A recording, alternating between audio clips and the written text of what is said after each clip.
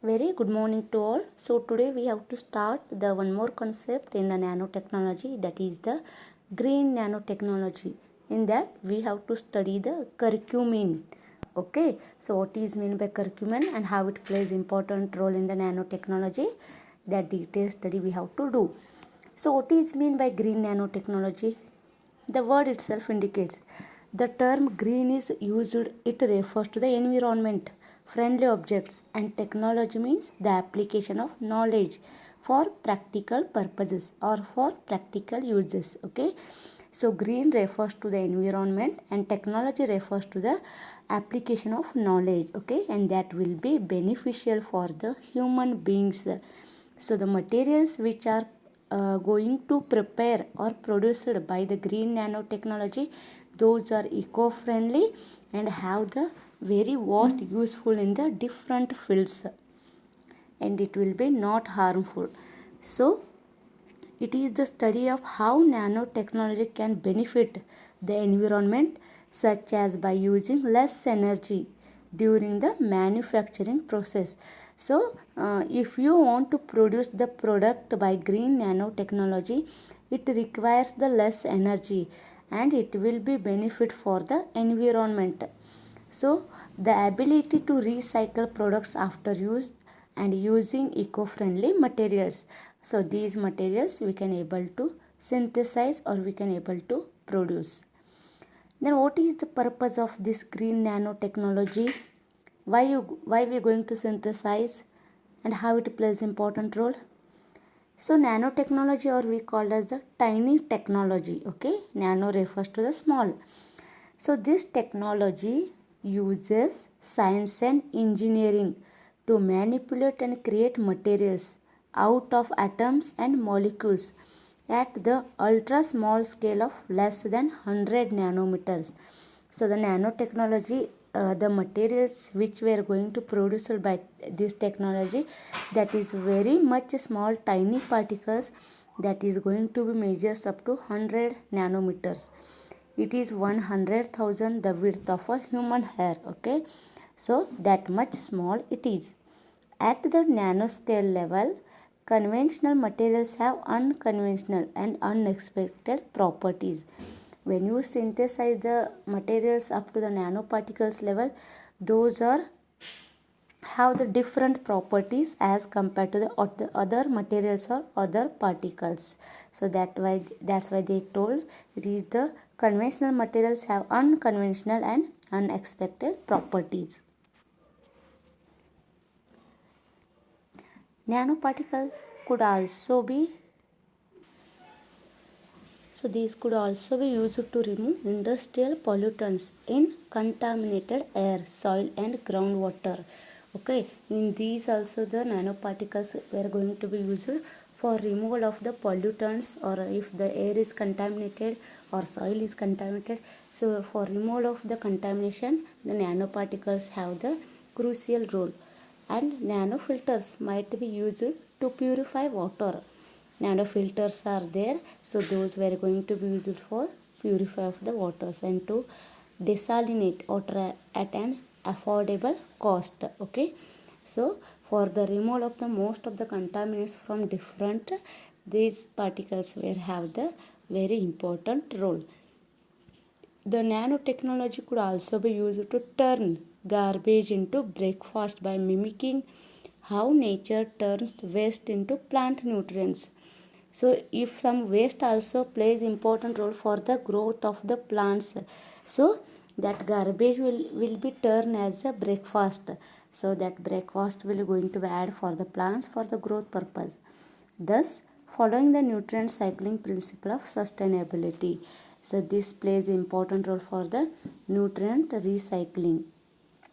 What is the so this much up to the purpose of the green nanotechnology. So now the principle of the green chemistry. What is so for the preventing waste is better than treating or cleaning up waste after it is created. So we should not prevent it, we have to remove the waste from the water or any garbage. That is the main principle of the green nanotechnology. If anything, water is contaminated, soil or air is contaminated, that we should not prevent. We have to remove that one. Okay. So with the help of nanoparticles, we can do that.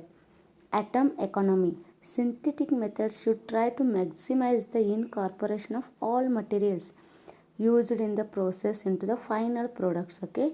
By using the atoms, we are going to synthesize the molecules. So single atom plays an important role here. Less hazardous chemical synthesis. Okay, by using the green nanotechnology, you can synthesize the which is the less hazardous. So thus such type of the compounds you can synthesize by this method. Synthetic methods should avoid using or generating substance toxic to humans and or the environment. So if you want to synthesize the less hazardous substance, you should not use the toxic materials for the synthesizing less hazardous chemicals, because those toxic will be hazardous to the, or it will be show the harmful effect to the human beings or to the environment. So that you have to synthesize the less hazardous chemical synthesis by using the green chemistry or green nanotechnology. Designing safer chemicals. You have to design the chemicals that should be safer to the human beings and to the environment. Chemical products should be designed to achieve their desired function while being as non-toxic as possible. You have to synthesize the chemical which will be the non-toxic. Okay, like that we can prepare. Safer solvents and auxiliaries. You have to synthesize or create the solvents which is the safer. Design for energy efficiency. So energy required for the preparation of the nanoparticles, that should be minimized. Okay, so this is regarding the green nanotechnology. So now we have to study the curcumin. So what do you know regarding the curcumin? It have very crucial role in the phytochemical green nanotechnology. Okay, so curcumin we refer as the turmeric. Getting what I am saying? So this curcumin, that is the another natural product that has been extensively studied in nanotechnology applications, is curcumin. It has a vast role in the phytochemical that is under the nanotechnology, that we can call as the curcuma longa. Okay, the principal curcuminoid are natural phenols that are responsible for the yellow color of turmeric. So curcumin is, we can also call it the turmeric. It looks like a yellow color because the presence of the natural phenols in the curcumin. That's why it looks like a yellow. It has been shown that curcumin can be used for the treatment of various cancers. So for the diagnostic and for the treatment purpose of the cancers, the turmeric has the very great role. So different types of the cancers treatment they going to be used, like the multiple myeloma, pancreatic, colon and the psoriasis. In these diseases, for curing or for the treatment purpose, the curcumin has the great role. The potential anti-cancer activity of curcumin is explained by its capacity to exert apoptosis in cancerous cells. So it lead to the death of the cancerous cells. Okay, that is the apoptosis. So apoptosis is a normal cell death that is occurred due to the activity of the curcumin particles present in the curcumin. That is the treatment of the cancers. Major problems associated with its use. So some properties, some problems, that is the low solubility and bioavailability. So it will not soluble that much in the cells or in the solvent, that is we call it low solubility and low bioavailability. That's why it will be fight against the cancerous cell. Low stability, it have the capacity, that is the low stability. Curcumin is reported to be unstable in the gut. It will not present in last, or we call as the, it will be not stable in the gut region. And trace amounts of curcumin that pass through the GI tract are rapidly degraded. It will be immediately degraded, that we called as the less solubility, less bioavailability. Utilization of nanotechnology has proven to be very effective in solving this problem. Okay, so by using the curcumin, most of the problems were solved.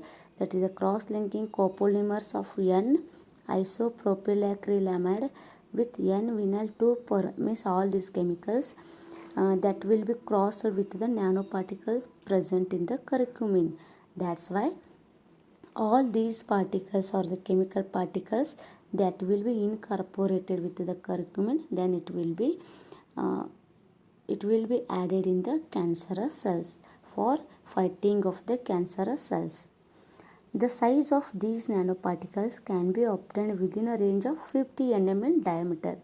So the nanoparticles which present in the curcumin, that we called as the size or the diameter of those particles will be up to 50 nm.